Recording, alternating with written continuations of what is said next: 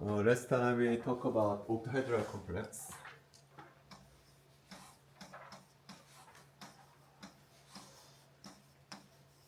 With coordination number 6. Today we are going to study coordination number 4. When the coordination number is 6, the structure of the complex is always octahedral. But when the coordination number is 4, there are two possible structures. First one is tetrahedral.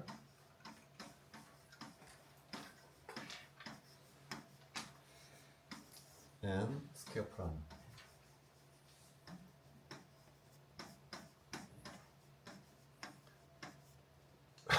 Two structures is possible for coordination number 4. Let's see, this is the octahedral structure.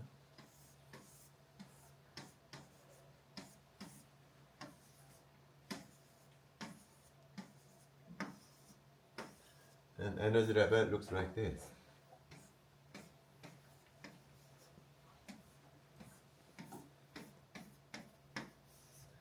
And square planar structure obtained from this octahedral structure. When the ligand on the g-axis is pulled away, when the ligand is far away from the central metal ion, we obtain square planar structure.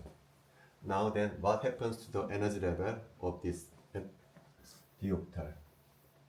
Pay attention to this orbital, dg square orbital, dxg and dyg. When the ligand on the g-axis pulled away from the metal ion, the three orbitals get lowered.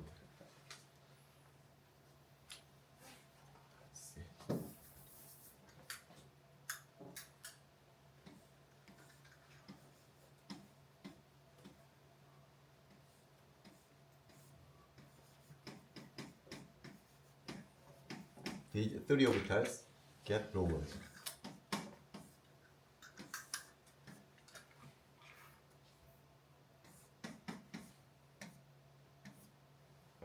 So this orbital remains their positions. This is the energy level diagram of the octahedral complex. These three orbitals is the orbital which has the name G in its name. These three orbitals get lowered. Why? Because in this case, the dg square orbital looks like this. So in octahedral complex, the electron density in d orbital interacts with ligand on the g-axis directly. The energy level is here. But when the ligand pulled away, the interaction between the ligands and the d orbital is diminished, decreased. So the energy level decreases. So this is the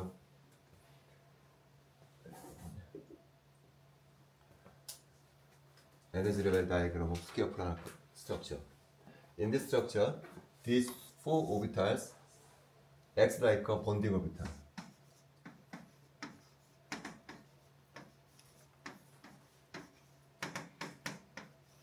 And this orbital, the x square minus square orbital, acts like an anti-bonding orbital.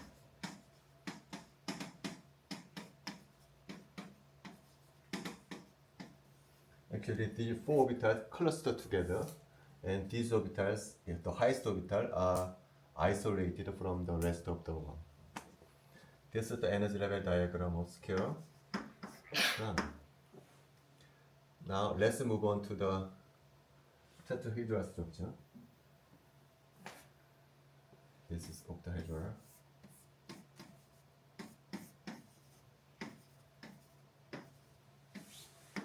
Energy level looks like this.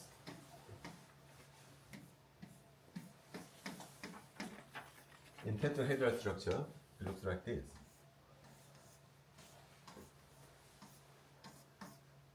In tetrahedral structure, ligand lies at the corner of the cube.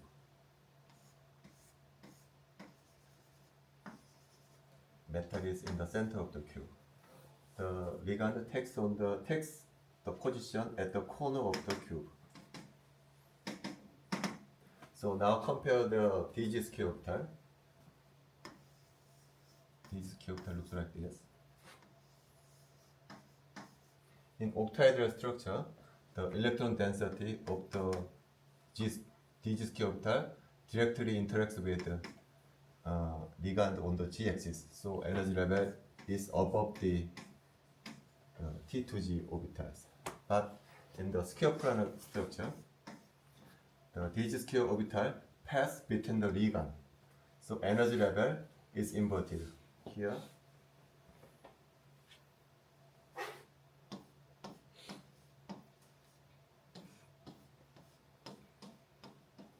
This is the DG square orbital.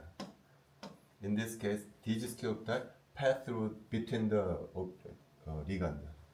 But in octahedral structure, the DG square orbital directly interacts with the ligand. So in octahedral, DG square orbital above T2G orbital, but in the square planar structure, ligand pass between the ligand. So T2G is lower than the T2G orbital.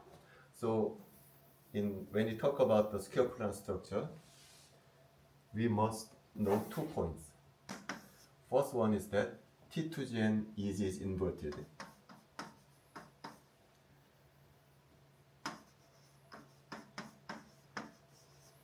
Second point is that the energy gap between T2G and EG is called delta T. T refers to the tetrahedral structure. Usually, delta T is much smaller than delta O. Delta O is the energy gap between T2G and EG in octahedral. So,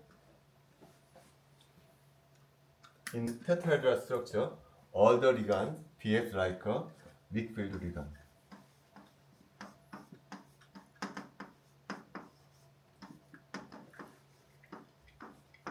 All the ligands act like a weak field ligand in tetrahedral structure. So you must note that 2 points. Energy level is reversed, inverted, and the gap between T2G and EG is very small. So all the ligands are weak field ligand. So there are 2 points. Now pay close attention to the square planar structure. As I said before, the energy level looks like this.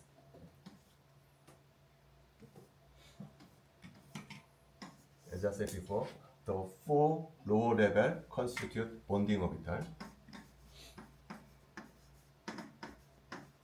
So in square planar structure, D8 configuration is very important because in this structure, 8 electrons occupy lower bonding orbital. So structure is stabilized when the electron configuration is D8. So example is nickel cyanide compound.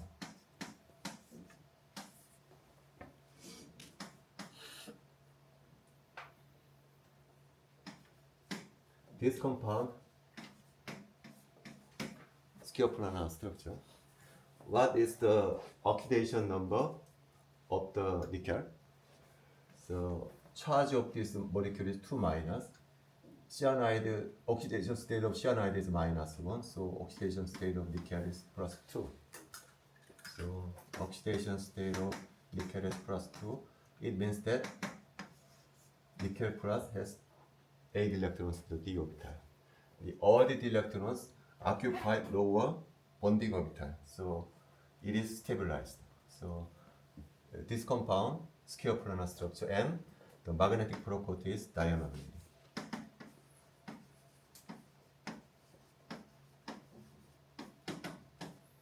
Now I'm going to replace cyanide ion with chloride ion.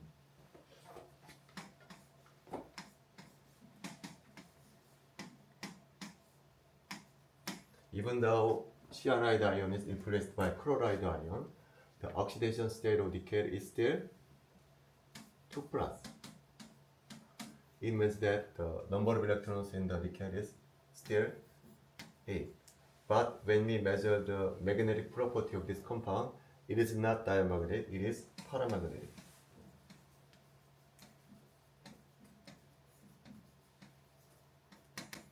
Magnetic property changed from diamagnetic to paramagnetic when ligand is changed. What happens to this complex? As I said before, this complex is square planar, but this complex is turned out to be tetrahedral.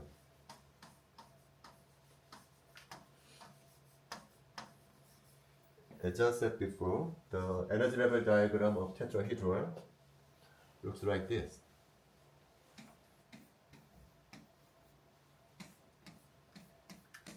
So 8 electrons occupied like this.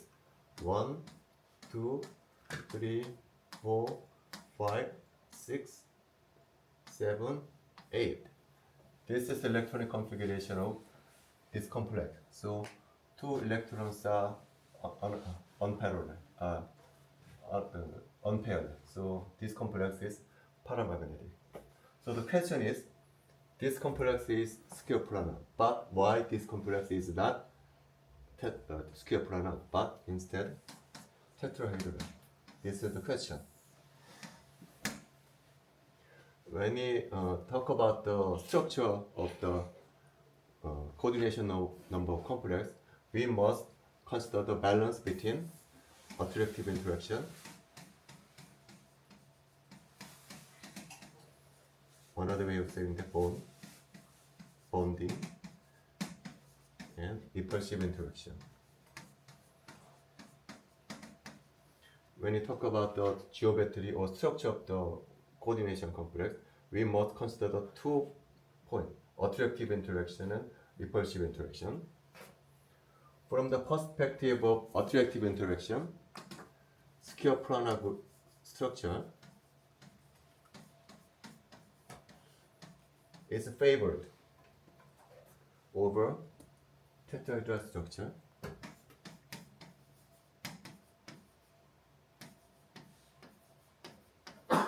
But from the standpoint of repulsive interaction, tetrahedral structure is favored.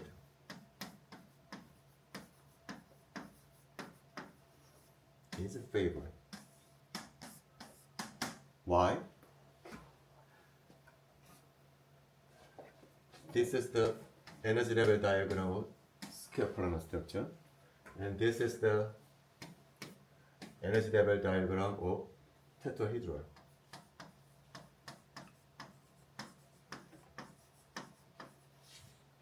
This is square planar.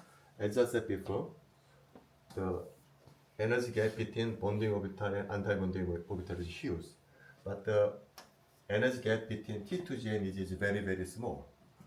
And when the number of electrons is 8, all the electrons occupy a bonding orbital. So this structure is stabilized from the perspective of bonding. But in this case, the energy gap is very, very small. So the benefit is not good. So this is the first point. Second point is that the tetrahedral complexes energy gap is very small. The ligand behaves like a weak field ligand.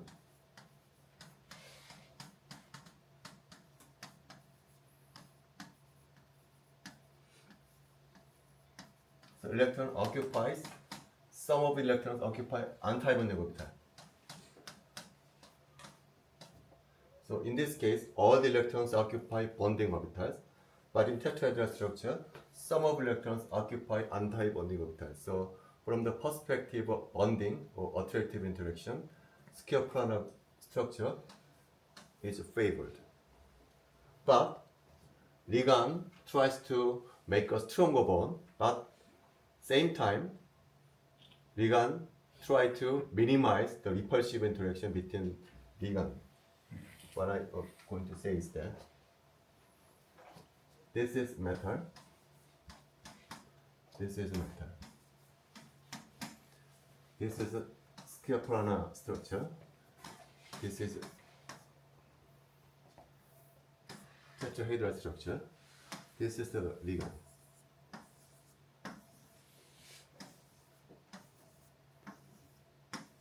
ligand to make a stronger bond. But at the same time, ligand interact with each other repulsively. Ligand try to make a stronger bond. But at the same time, ligand to minimize the repulsive interaction at the same time. But from the perspective of repulsion,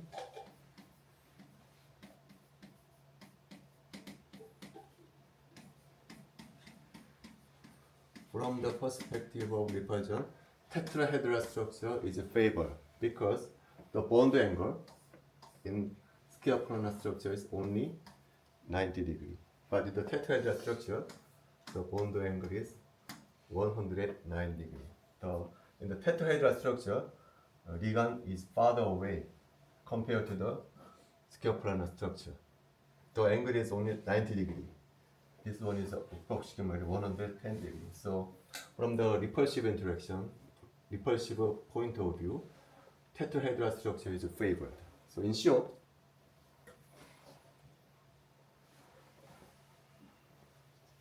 this is the summary. From when we choose to determine the geometrical structure, we must consider 2 points: attractive interaction and repulsive interaction. From the standpoint of attractive interaction, square planar structure is favored. But when you come to the repulsive interaction, tetrahedral structure is favored. Now consider this molecule. In this molecule, ligand is chloride. Chloride is weak field ligand.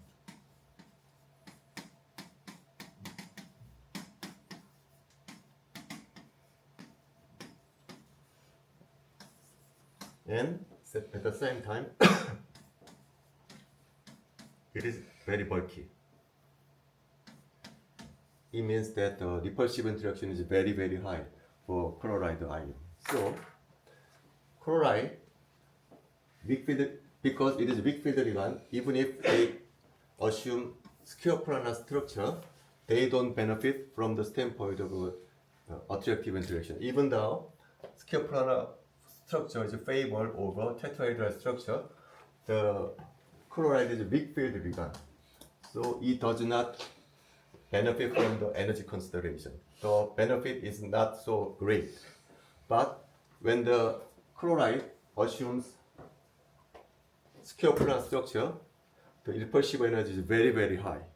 So chloride chooses to minimize repulsive energy rather than obtaining energy consideration. So chloride predominantly adopts second criterion. So in second criterion, the tetrahedral structure is much more favored because if chloride adopts tetrahedral structure, they can minimize repulsive interaction. So when you compare this structure, when the ligand is replaced by chloride, they adopt tetrahedral structure to minimize repulsive interaction. But in cyanide is very, in contrast to chloride, cyanide is very, very strong field ligand.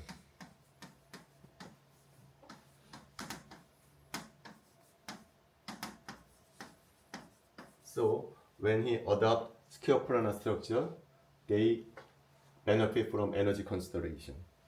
And cyanide is very small ligand.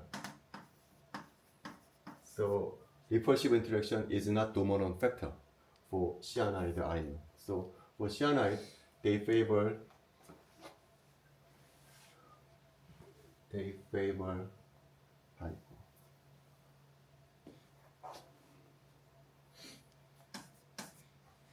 maximize first interaction.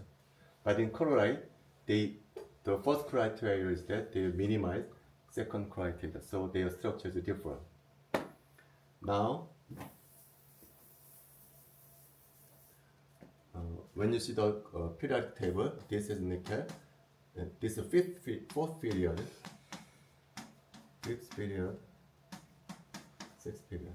Palladium and platinum. Nickel chloride belongs to fourth period. And what happens to palladium Cl4 2 minus or platinum Cl4 2 minus? As I said before, the magnetic property of nickel chloride is paramagnetic. Then what will be the magnetic property of palladium chloride or platinum chloride? You might think that this one may adopt tetrahedral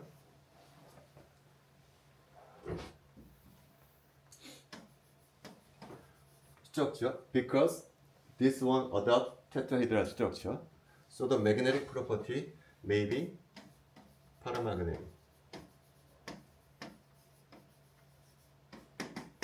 This is our prediction, but according to actual experimentation, this is wrong. When you perform the experiment, the magnetic property of this compound is diamagnetic again.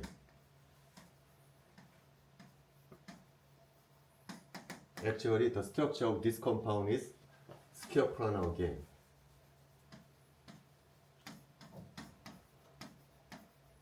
This is wrong. This is experimental observation. Then why? Why this compound is tetrahedral, but this compound is the square-planar again? This is the question. This one belongs to the same family. The answer lies in the size of this central metal ion.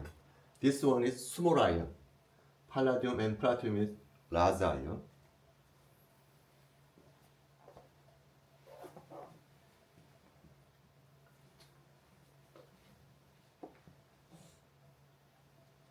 Nickel plus ion. Platinum or palladium is large ion. So assume that these two metals forms a square-planar structure, and this is chloride ion.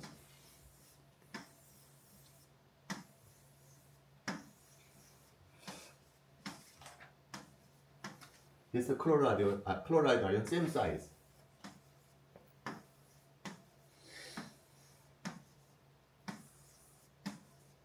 Even though same size of chloride ion make a bond with metal ion, the distance between two chloride ion is different. Because palladium is large ion, nickel plus is small ion. So the repulsive interaction is much small for this ion. Even though same size of chloride ion make a bond to the metal ion, because the palladium is very, very large ion, repulsive interaction is very different. For this case, repulsive interaction is get lowered, even though chloride ion are bulky. So in this complex, repulsive interaction does not matter. Repulsive interaction does not matter.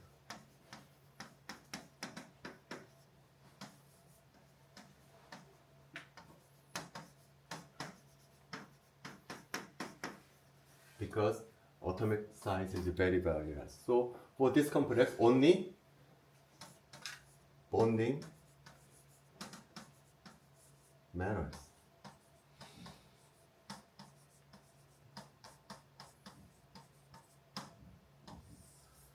So in this case, as I said before, square-planar structure is favored again.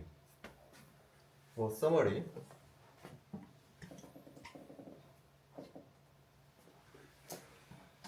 nickel cyanide,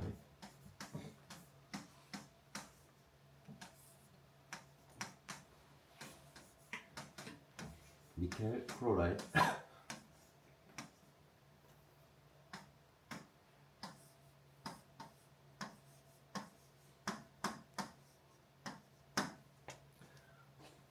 what's the structure of this one? All the complexes DA configuration.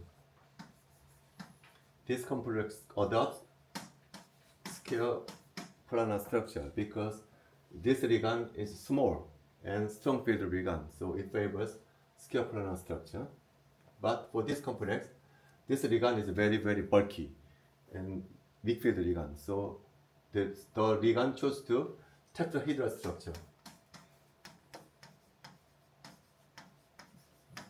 to minimize repulsive interactions.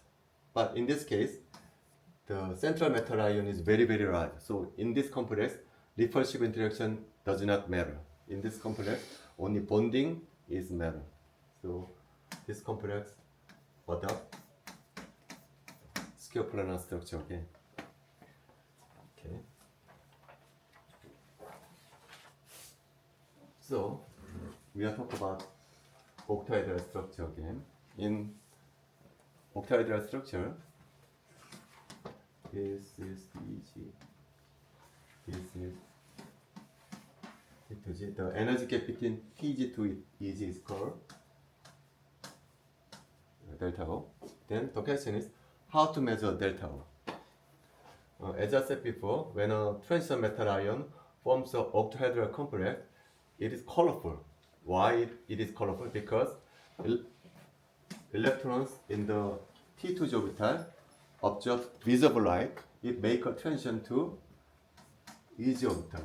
So the energy gap between T2G EG is visible light.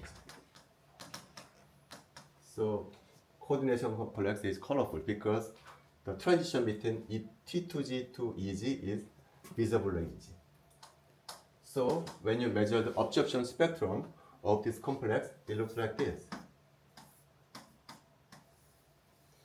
So when you measure the absorption spectrum of coordination complex, you can find the wavelength, specific wavelength,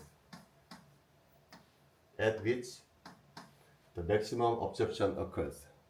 This one corresponds to the distance between EG to T2G. So with this measured lambda max, you can calculate the delta O. So with this experiment, you can measure the delta O of the ligand.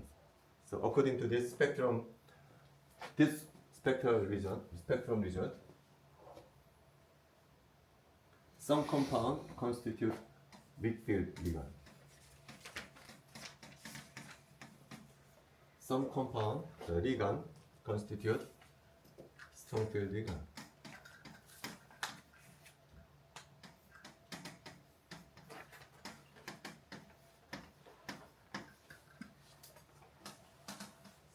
It means that in strong field ligand, the energy gap between T2G is very large. For some ligand, T2G EG is very short. Representative example of weak field ligand is iodide, fluoride, boronite.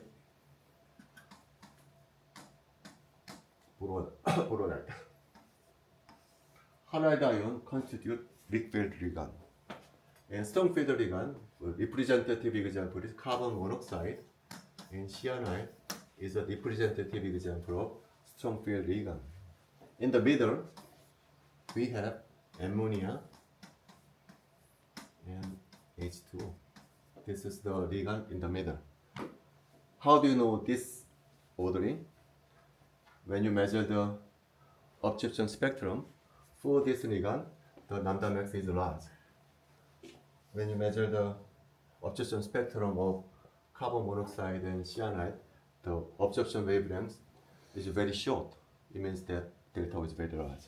So in this case, we can establish this ordering. This ordering is called spectrochemical series.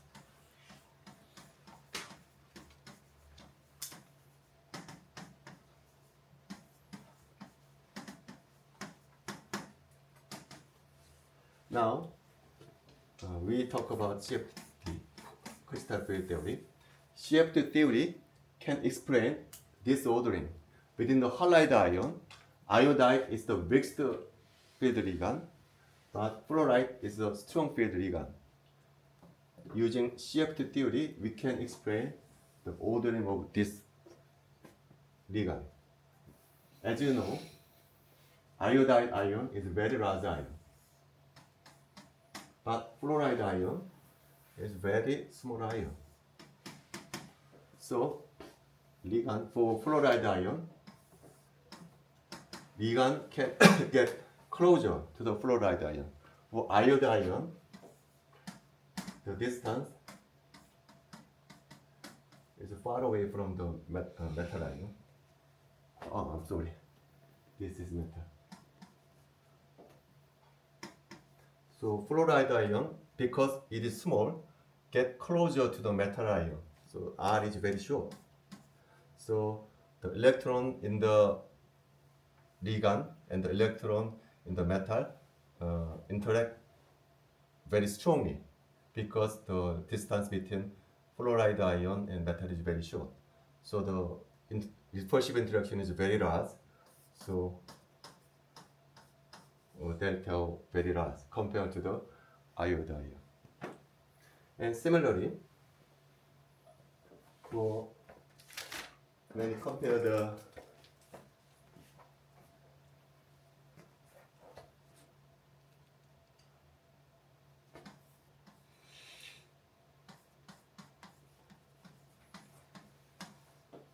this complex,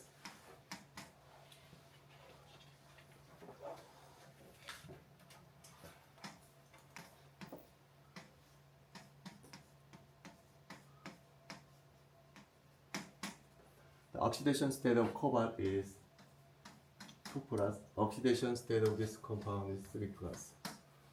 So magnetic property of this compound is paramagnetic.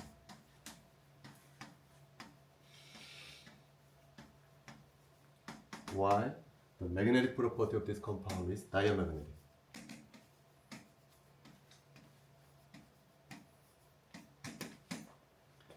In this case, the number of electrons is 7. In this case, number of electrons is 6. In this case, they have same ligand, H2O6. Only difference is that the oxidation state of cobalt. In this case, the H2 ligand acts as a weak field ligand.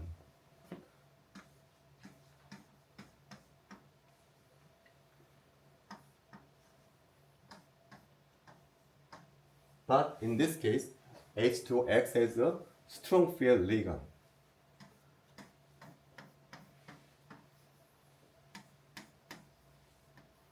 So in this case, 6 electrons occupy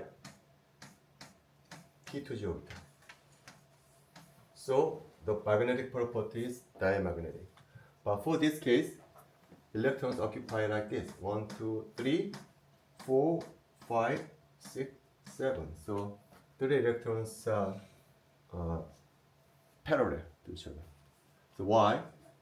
H2O is same ligand, but in this complex, H2O acts as a weak field ligand. But in this case, H2O acts as a strong field ligand. Why? The cobalt 2 plus, compare the atomic size of cobalt 2 plus and cobalt 3 plus. When you compare the ionic size, the atomic size of cobalt 3 plus is much smaller than the cobalt 2 plus. So this is cobalt 2 plus. This is cobalt 3 plus. For this case, H2 can approach like this. But in this case,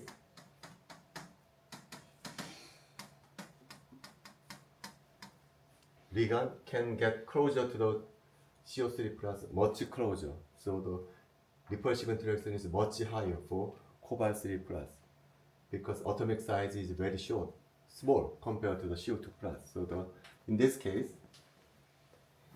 even though they are same ligand, In this case, it acts as a strong field ligand. So the field strength of ligand depends on the oxidation state of central metal ion. But up to now, CFT theory can explain everything about coordination complex, but there's something CFT cannot explain.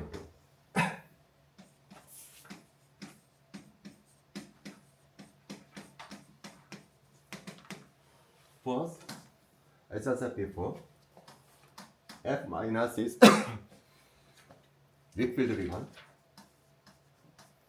and carbon monoxide is strong field ligand. In the middle, NH3 and H2. Now compare first F minus and carbon monoxide. CFT theory explain coordination complex using the repulsion between ligand and metal ion.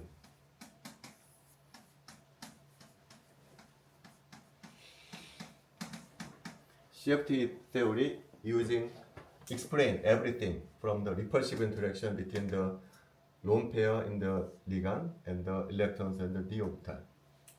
So from the perspective of repulsion, F minus should act as a strong field ligand. Why? F minus assumes negative charge, but carbon monoxide is neutral molecule. This is a neutral molecule. F minus is negative charged particle. From the perspective of electrostatic repulsion, this one must act as a strong field ligand because it is charged particle. It's neutral molecule. So from the standpoint of electrostatic repulsion theory, this one should act as a strong field ligand. But according to experimental observation, this is weak field ligand. This is strong field ligand. This one cannot be explained by simple CFT theory. And second, this is the ligand in the middle, but according to experimental observation, this one is stronger field ligand compared to H2O. But CFT theory cannot explain why this NH3 is stronger field ligand than H2O. And thirdly, as I said before, CFT theory explains everything from the repulsion. This is the fundamental concept of CFT theory. But, as you know, metal and ligand forms a bond. Actually, metal and ligand forms a bond. But CFT theory explains everything from the repulsion. How do you explain this bond? This is the fundamental question raised against CFT theory. So next time we are going to study how to explain bond between ligand and metal. This theory is called molecular orbital theory. Okay, okay,